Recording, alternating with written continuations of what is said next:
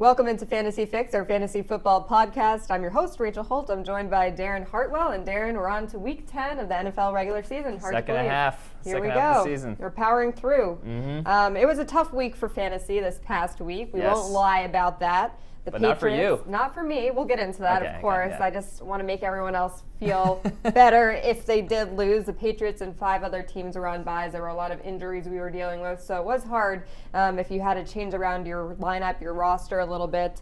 As you mentioned, a big win for me. Big win. Finally. We already know I'm a terrible fantasy football coach. I'd never play the right guy at the right time. Christian McCaffrey, he finished with 15 points in my league for me. I also picked on San Francisco with Arizona's defense. And they got some points from me, which is always good. You like to see that. And Tyrod Taylor, he proved once again to be a great pickup. He finished with 285 passing yards. He threw for 2 touchdowns, and he had a rushing touchdown. So we always like that in fantasy. Yeah, good to see your players responding to your call out. You know, I know you haven't been happy with your players the last few weeks. Come on, team. Just give Final them a little push. Let's do it. Give them a little call out, a little motivation. How'd you do? I picked up the loss this week. Hey, we can't all win. Yeah, you know, every it's week. We up know and that. down. It's a bit of a roller coaster for me. It kind of came down to it a little bit. T.Y. Hilton, huge day, 175 yards and 2 touchdowns. But my guy, LaShawn McCoy, not too good. 25 rushing yards against the Jets. I thought he'd do a lot better than that. So I was down about 20 points entering or 25 points entering the Monday night game. Then Matt Prater comes through with 13 fantasy points, and then I have Jordy Nelson. All I need is about 10 points from Jordy Nelson. Gets 35 yards. Come on, Jordy. So he didn't get it done for me there, but you know that kind of balances out with Prater playing really well. So it was doable. So it was doable. It was in reach, and we couldn't get it done. Couldn't complete the comeback. All right. We are on to week 10. We're on to week 10, as Bill would say. You got this, Darren. Not feeling bad for you because you're beating me in our Destin League. Storylines for this week. Fights were a huge part of this past NFL week. You had us watching the games and thinking, are we watching the NHL or the NFL? What are we doing here? WWE. It was crazy. Yeah. AJ Green, Mike Evans, and Carlos Hyde, some big names all involved in altercations. Now I have Green, so I was a little bummed about this. Granted, I still got the win, so I didn't end up needing him, but he was ejected right before halftime after getting in an altercation with Jalen Ramsey. Now, this was crazy to see. I've replayed this a couple times. Ramsey basically shoved Green, so he fell. It was a little harmless, a little rough and tough, but Green retaliated by choking Ramsey and shoving him and punching him multiple times. So he will face a potential fine, but surprisingly to me, he's not suspended. Yeah, pretty much a worst case scenario for that week, for week 9. That's one of the worst things is, your fantasy player, your star fantasy player gets ejected or injured, early in the game, and he had 1 catch for 6 yards at the time. So interestingly enough, that's I'm sure you're aware. That's actually, he's had 3 other fantasy days worse than that in his career. Wow. Which is kind of a crazy stat. But kind of crazy that he doesn't get suspended, and then I'm sure you're going to mention this. Mike Evans, gets the suspension. Yeah, Mike Evans suspended for 1 game for unsportsmanlike conduct during Sunday's game. He was defending his quarterback, Jameis Winston, and he kind of flew in and tackled Marshawn Lattimore. Yeah, he came in very hot. Yeah. If he and AJ Green had been going at it, I don't know what would have happened because these guys were very aggravated and they were out for some blood. Yeah. So he is suspended for 1 game. And Carlos Hyde, he was ejected on Sunday after he was involved in a scuffle after a hard hit on the 49ers quarterback. But don't worry, his coach, Kyle Shanahan, he loved it.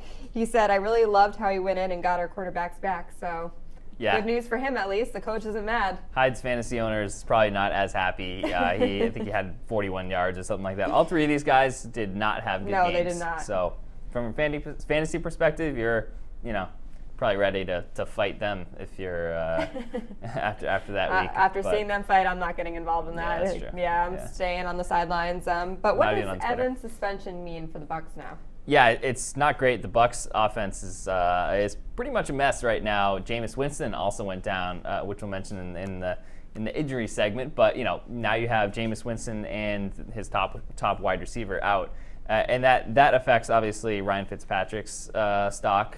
He's the backup quarterback. He's probably going to start next week. You have to temper expectations a little bit. Mike Evans is kind of the target monster there. He gets all the targets going down the line. Deshaun Jackson, maybe Cameron Brate will get a little bit more targets, but the way the Bucs are playing right now, I don't really like any of the receiving targets. It's kind of a little bit too unstable. Okay, and any hesitation about starting Green or Hyde? I mean, a week after tempers flare, what do we do with these guys? Yeah, I think that's a week-to-week thing in the NFL. I think that, it's all water under the bridge going into the next week, and, I think you're going to be fine starting Green. You're going to be fine starting Hyde. It's just regular volatility based on their matchups, but I don't think this factors into it at all. You labeled this next segment, which I love, New Faces, New Places. Yes. Now we actually get emails from Nesson's HR department every time there's a new face in this new place. Yep. So it's very exciting. Thank you very much. Yes. Darren, I got a little chuckle. I don't know. Highlight of our week, New Faces, New Places. Yeah. Jay Ajayi, in his debut at the Eagles, he had a very productive day, 77 yards on 8 rushes, a 46-yard touchdown run. Yeah. So he made do with what carries he did get. Now, he hasn't been himself this year with the Dolphins, but are you liking him with the Eagles now, and is this good news for Ajayi owners? Yeah, this is a new place. That's very well. I'm sure that the pizza party that they had for him, he was very excited for. Love our Nesson pizza parties. Yeah, so this is good news for Ajayi. Obviously, he's going to see. We weren't expecting him to get many touches in this game, and he made the most of it. Obviously, it's a little tricky now because they have a bye going into this week. But I think coming out of the bye, he's going to be getting slowly more carries, and he showed that he can be explosive, that he can get those big plays. I think over the course of time down the line, he's going to probably outtouch LeGarrette Blount. He's going to be the top guy. Maybe Blount gets some goal line carries, which is a little bit concerning, but I think Ajayi is going to be the kind of the workhorse back. Well, with Ajayi in a new place, that makes room for a new face in Miami. Hey, very good. Kenyon Drake, of course, he's not new with the team, but he's been thrust into the spotlight. He replaced Ajayi as a starter. He had a productive day, 69 rushing yards, 35 receiving yards. What do you think about him, picking him up if he is on the waiver wire? Yeah, the Dolphins running back situation is pretty interesting right now. Drake was the primary rusher for them, and then you also have Damian Williams too, and he was kind of the receiving option. I think their ceilings are both a little bit low. They got just over 10 points in standard leagues, both of them, which is pretty good. You have two running backs both getting it, right? Yeah. Double-digit points is usually that's the mark. That's what you want.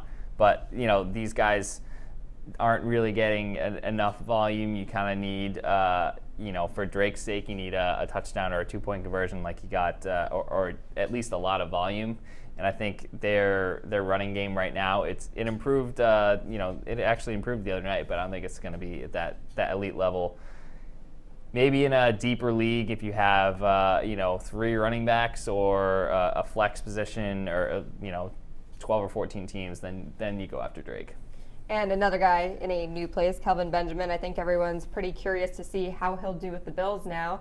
Stud wide receiver. He didn't play in their last game, so he's expected to make his debut this Sunday at home against the Saints. What are you expecting out of that matchup? Yeah, that's going to be interesting. I think in a guy's first game in the debut, you really have to temper expectations a little bit. It does take a while to adjust. You're seeing with Jimmy Garoppolo and the 49ers, they're just going to take their time, and they don't want to thrust him in there. But Benjamin's a good option. He's got your guy Tyrod Taylor throwing him the ball. Yeah. Throw away, Tyrod. Yeah. So again, with the Bills, they're rush first offense though. So I think you have to lower the expectations a little bit from Benjamin. You saw with Sammy Watkins when he was the number 1 wide receiver, he was still a boom or bust option for them last year. So maybe you roll out Benjamin if you're in a deeper league. Why not? Roll the dice. But I think I would probably lean towards bust or sitting him, especially against the Saints, who actually have been pretty good defensively. Well, I have Benjamin, so it's either between him or A.J. Green. Yeah, I don't know. You got to go with Green. I don't know what I'm going to do. You got to go with Green there. Okay. Suspension updates. Ezekiel Elliott, his hearing is scheduled for Thursday at 2 p.m. Eastern Time. Basically, what this has taught me is I know nothing about the legal system. I don't know what's going on. We thought he was going to be suspended multiple times already, and now he's back. He's suspended again. He's back again. So I don't even want to tell you anything because I don't really know what's happening. Yeah, that's the latest with that. So what the actual, the only fact that we know is that Thursday is going to be the hearing. The latest, scuttlebutt, if you will, is that this is probably the end of the line. He probably, after this hearing, he doesn't have a very good shot of playing and might finally serve a six-game suspension starting this Sunday. I don't know if I believe that scuttlebutt, though, because we've seen the last 2 weeks. We've been fooled. I know. He just keeps – he's got really good lawyers. They keep dragging it out. If he's on your roster, just keep him. You'll know before Sunday. And then, obviously Alfred Morris looks like to be targeted, the guy who's going to replace him. Also, Darren McFadden, I think they should both be owned at least. And then Morris, you should be ready to deploy him if Elliott is out. But just wait and see for another week. I actually heard a couple stories of people who saw Elliott had been on the waiver wire. Their owners had dropped him. Yeah. And they picked him up, and he played last game. So, hey, good on those people for being on it. But it's tough for owners. What do? You just have to wait and see to be on it. Yeah. Josh Gordon, the Cleveland Browns wide receiver, he has been reinstated. He could be eligible for the Browns' final 5 games of the season. This is a guy who has the potential to be a solid fantasy football pickup. In 2013, he finished with over 1,600 receiving yards and 9 touchdown catches. So we'll take that any day, right? But he has struggled with substance abuse. There was a pretty eye-opening interview that he just gave that said he pretty much had something in his system for every game that he's ever played in his career. Pretty so wild. Imagine the talent on this guy and what he could have done had that not been the case, but good for him for turning things around. I hope it works out for him. Is this someone you would consider off the waiver wire? He's certainly a fascinating option, and a name like that, he's going to generate a lot of hype. I'm a little bit skeptical. Actually, I'm a lot skeptical. I mean, he hasn't played since 2014, and chances are, he could return and just put up big numbers right off the bat. But NFL is a completely different beast. You come in after taking two years off, and not to mention he's coming back to the Browns, who their quarterback situation is a bit of a disaster right now. They really haven't had any receivers put up big numbers for them. Obviously, none of those receivers have Josh Gordon's talent, but look at guys like Kevin Hogan and Deshaun Kaiser, Cody Kessler. I don't think those guys are going to be boosting Josh Gordon's numbers. So, yeah, I would probably add him just in case. Week 13 is when he's expected to be back. That's kind of getting into playoff time. If you get a couple of weeks to see how he plays, you can start him in the in the semifinals or championship game of your playoffs or something like that. But I wouldn't bank on having Josh Gordon be one of your starting wide receivers. I think it's just too much of a risk. There are going to be some interesting moves down the line come playoff time, and not to mention this Elliott suspension couldn't come at a worse time for us and for the Cowboys. Yeah, exactly. It's not great for the Cowboys either. No, but they're not liking it. Injuries this week. Jameis Winston, he's been playing through a shoulder injury. He re-aggravated it after he was hit in the game against the Saints, so he was replaced by Ryan Fitzpatrick. He will miss the next couple of weeks, something to monitor. Des Bryant suffered an ankle injury. It looks like he's going to try to play this week. Is that what you're hearing? Yeah, it looks like she should be good to go. Again, with those ankles, they often just tape it up. But yeah, you might have to monitor it just because those are a tricky injury, cutting and everything. Ankle injury, and then Eddie Lacy is likely to be out on Thursday after straining his groin. Any update on that? Yeah, I think if it was Sunday, he might have a chance, but since it's a short week against the Cardinals, can't go. He's not doing anything anyways. So. Yeah, not crying over that one. Yeah. Good news.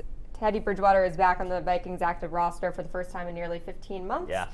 His date of return is still unknown, but hey, you'd like to see something like that happen, right? Yeah, Teddy's my roommate's a big Vikings fan. He's a huge Teddy Bridgewater fan. Happy. Everyone loves Teddy. But I think for fantasy purposes, Case Keenum, almost forgot his name there for a second. Case Keenum's been playing well. I think he's gonna still be the starter for the next week or two at least to get Bridgewater acclimated and as long as he's doing well. But down the line, we could see Bridgewater pop in there. So he's a guy to watch. He'll be fighting for that starting role. We know that for sure. Bye weeks. 4 teams are on byes this week. The Ravens, Chiefs, Raiders, and Eagles. And even though it's less teams than last week, there's some big names that are out. So this is going to be another tough week for us. Quarterbacks that are out: Carson Wentz, Alex Smith, Derek Carr, Carson Wentz, man. Whew. I know. I have Carson Wentz in 2 of my leagues, so this is going to be a tough week. That is tough. He's been excellent. Tough loss for you. Running backs, Kareem Hunt, Jay Ajayi, Garrett Blount, and Marshawn Lynch. Yep. Two out of the last 3 weeks, Marshawn Lynch will miss because of the suspension the other week, so not great. Not good. Wide receivers, Alshon Jeffrey, Michael Crabtree, Amari Cooper, and Tyreek Hill. And tight ends, Travis Kelce and Zach Ertz. So let's look at that waiver wire right now. Quarterbacks, who are you trying to replace those guys with? Your Carson Wentz. Yeah, I know. I'm actually looking at that Jets-Bucks matchup. I like Josh McCown. Wow. I know. He's a guy that, you say that's everyone's reaction when you mention Josh McCown, but he's been pretty solid. He has been, which is incredible. 4 straight games with at least 16 fantasy points for good old Josh McCown. So Bucks defense, pretty bad against the pass, so I like that. I like that matchup. Very interesting. We enjoy picking on the Jets, though. So I know. It's been reverse. It's crazy. Yeah. What about running backs? You'll be surprised at this one. It's another Jet. Oh, no. It's Matt Forte. We're going back on everything we said to do at the beginning of the season. I know. It's wild. So Forte's actually, he's owned. I think he's about 59% owned right now, so it's a little high. If you're looking for a more deep dive, maybe Kenyon Drake or Damian Williams. But for Forte, 2 touchdowns last week, looked pretty good. And then playing the Bucks, who actually have been worse against the run as they have against the pass. They're just a big old mess right now. So I like Forte. He's kind of their number 1 option. We like picking on the mess of the teams. Yep. What about wide receivers? Yeah, I like Robert Woods on the Rams. He had 2 touchdowns of his own last week, 70 yards. That was against the Giants, who are pretty bad. Scored on a 3rd and 33, which is I don't know how you can do that, but the Giants found a way to let him do that. So he's kind of the boomer bust play, right? He's kind of been up and down, but they get Houston this week, and Houston just allowed that big day to T.Y. Hilton. Allowed 2 big plays to T.Y. Hilton, so maybe you see more big plays coming up. And last but not least, any tight ends that you're looking at? Yeah, tough week for tight ends because Kelce and Ertz, arguably the 2 top tight ends with respect to Gronk. Fantasy-wise, they've been right up there.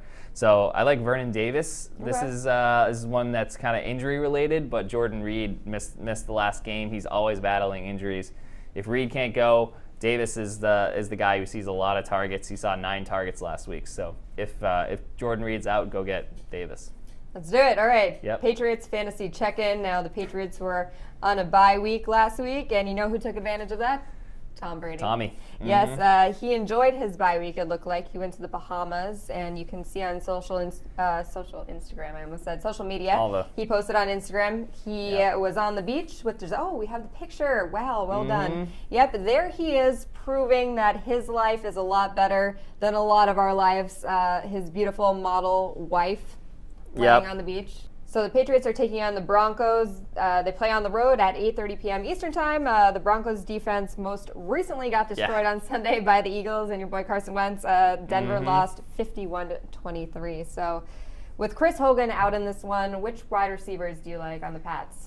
Yeah, I think Denver's defense kind of is in a fascinating place right now because they have a very, very good secondary, one of the best in the league, but they just got torched by Carson Wentz, like you mentioned. I still like Brandon Cooks, though. I think he's, with Hogan out, maybe his volume increases a little bit. And like I said, Denver just allowed 4 passing touchdowns this past week, so I think Cooks is maybe in line for a big play. Even if it's a tough matchup, I think regardless of matchup, if you have Cooks, you're probably going to start him. Are you liking any of the running backs for the Patriots? I mean, they've been kind of tough week to week.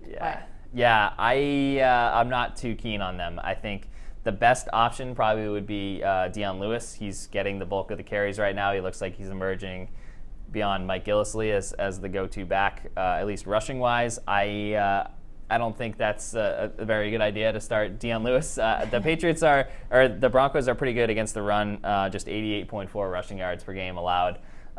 Despite their recent struggles, and I think at home they're going to be playing better. Their defense is usually better at home.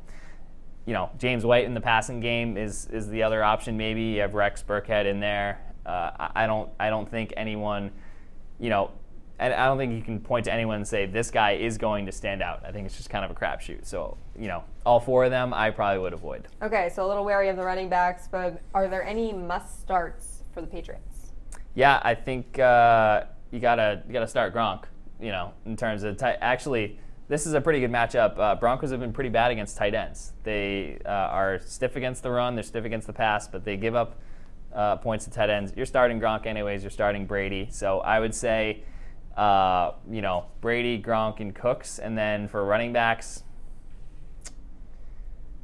I don't think you start a running back. Okay, yeah, stay away. Can't do it. Fair enough. Thursday night football, the Seahawks, who are 5-3, take on the Cardinals, who are 4-4. Mm-hmm.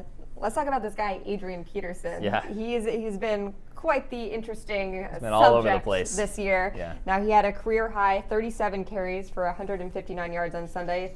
But the thing is that it's a short week. This guy's old. He's 32. Can he sustain the bulk of the workload again, given that it is a short week? He's probably a little hurt up, you would imagine. Yeah, no, that's a good point. And, if you continue the trends, so he had that huge week in the first week with the Cardinals, and then he laid an egg the next week, and then he had a huge week. So he's kind of on schedule to lay an egg here, especially on a short week.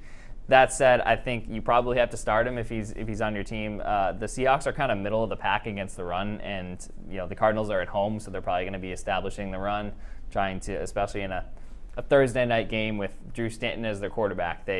That's kind of their game plan right now is to pound the ball. So I think there's obviously a possibility that Peterson gets 35 more carries, but the Seahawks could stuff him. So it's a tricky one, but I'd still start him. Who are the strong plays in this one? Yeah, so I think you probably have to start Peterson. For the Cardinals, the only other guy I would really like against that Seahawks secondary would be Larry Fitzgerald. I don't think any of the other wide receivers. It's a little too volatile for the Seahawks side of the ball. Russell Wilson's been playing really well. He's been, they've been throwing the ball a lot, relying on him a lot. So I go with Wilson. Doug Baldwin's emerged in the last few weeks. If you want to get wild, maybe start Paul Richardson. Ooh. He's a kind of a boomer bust guy, but he's gotten some more targets. I think the running game is not really effective right now. So you look at guys, Thomas Rawls, CJ Prosise, J.D. McKissick. No go on those guys. So I like the passing game. Stay away. All right. Mm-hmm. And if you're streaming defenses, who are some defenses that you're looking at for this upcoming week? Yeah, we got a great one. This defense is probably owned, but I think it's the top play of the week. You got the Rams playing the Texans. So the Rams have been, they've been a hot defense. They've 17 points. They're averaging 17 points per game fantasy-wise in their last 3 games. So that's really good. And then the Texans downgraded significantly at quarterback. They have, Tom Savage starting instead of Deshaun Watson. Right. That's bad news. So I think the Rams should capitalize there. I think hate to pick on them while they're down, but we're gonna do it, Darren. Yeah, that's what we're all about here. Especially when you're coming to defenses. I kind of a sneaky play I like. These guys should be available. The Chicago Bears. They're playing at home against the Packers. Same thing as the Texans. They don't have. Count them again. Yep. They do not have Aaron Rodgers anymore. It's Brett Hundley. Hundley hasn't turned the ball over a lot, but he doesn't really put up a whole lot of points. So I think the Bears at home, you saw the Bears defense going off the last few weeks. So I think they're a pretty solid play against the Packers at home. They'll be chomping at the bit to kind of take advantage of the Packers. And last but not least, Darren, you're a talented guy. Bold prediction. Not only do we ask for your insight and you have all these good waiver wire picks and defenses and whatnot, but you always give us a bold prediction because you're a brave guy. I do what I can. The past couple of weeks you've been doing pretty good with this. So last week you said Dak Prescott was going to go off. We thought that Elliott was going to be out in this one, so that would have helped your case. But he still ended up playing very well, so it was a good move. So Thanks. This week, yes, of course, you deserve that. This week, what is your bold prediction? This one is probably going to go wrong because it's pretty bold. But I'm looking at that Jets-Bucks game. It's a double revenge game for the quarterbacks. You got Ryan Fitzpatrick going against the Jets, Josh McCown going against the Bucks. So I think both of those guys are going to have 20 fantasy points or more. That would just be sad for Jets fans if they watch this guy actually do well. Yeah, I mean, Fitzpatrick, he's going to throw the ball like 50 times and probably throw like 3 interceptions, but throw for 300 yards and, a couple touchdowns. And then McCown, he'll probably get a couple touchdowns in there. And I think it's going to be a shootout. So you have a lot riding on McCown this week. I do. So for your sake, I hope it turns out how you think it will. Yeah, we'll see. Okay, well, that will do it for this week of Fantasy Fix. Thanks for tuning in. And for all your Patriots news on Sunday, as always, make sure you keep it on NESN.com.